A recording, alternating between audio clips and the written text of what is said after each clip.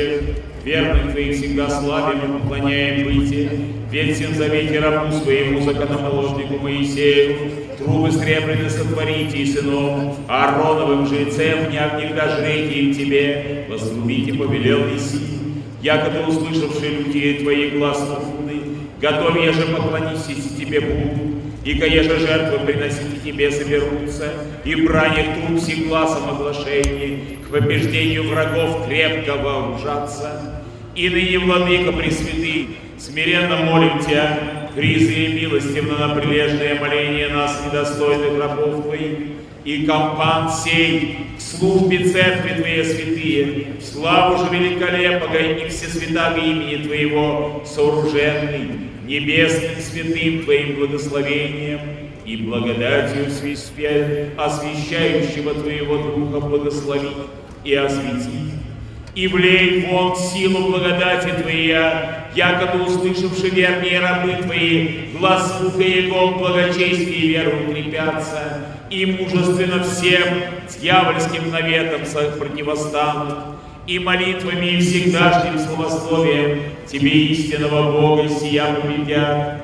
В церкви же на молитву и словословие святаго имени Твоего во дни в наши спешно, якобы доме доведутся, да утолятся же и утешатся, и пристанут, и нападающие буды ветреные, грады же и вихри, и громы страшные молнии, и злорастворения, и вредние воздухи, глазом Его.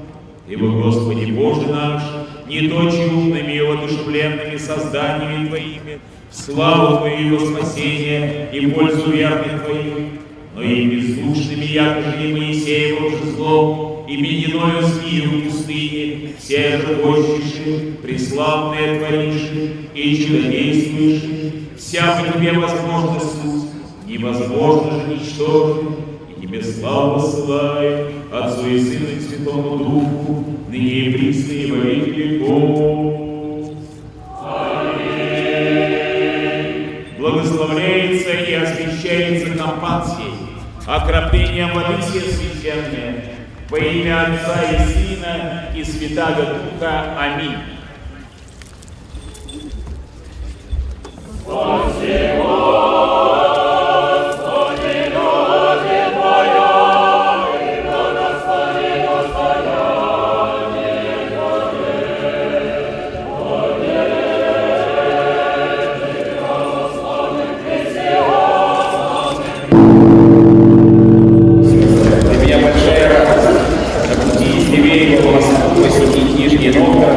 Посетить это святое, близко моему сердцу место и осветить третий по величине голос Святой Руси.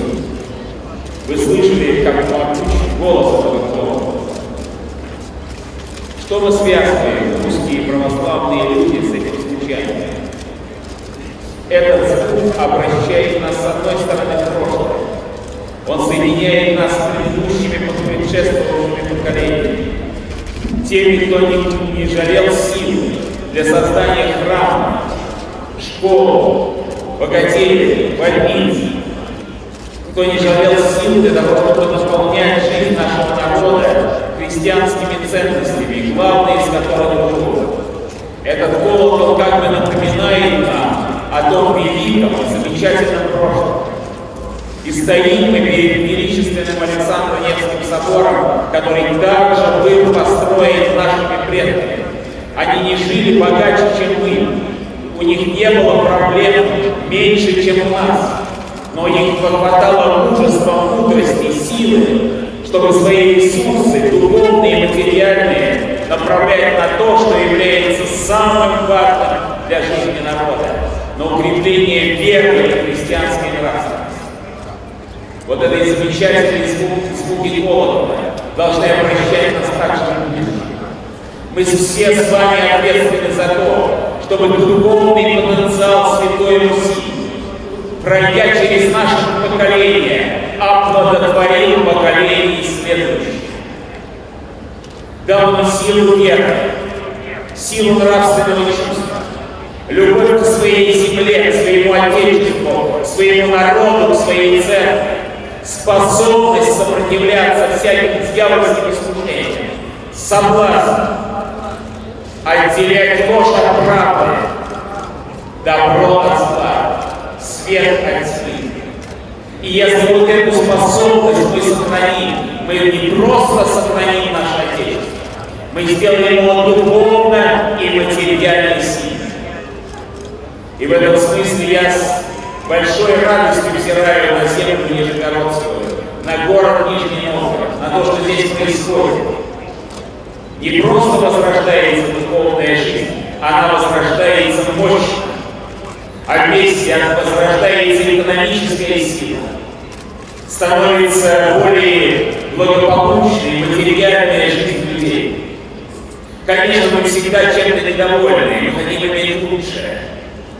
Но мы должны с благодарением Богу отметить и все то доброе, что за последнее время было совершено на Нижегородской земле. Сегодня я получил памятную планиру Тиверию Преосвященному митрополиту Георгию благодарность его труде. И вручил орден святого преподобного Серафима Саровского первой степени в связи с 65-летием и за заслуги перед церковью и Отечеству вашему губернатору Валерию Павловичу Шанскому. А сейчас я хотел бы поблагодарить тех, кто особо потрудился в созидании этого замечательного города, который внешним видом и звуком своим дает нам некое приобщение к духовной величию и к материальной мощи нашей России. Храни вас Господь!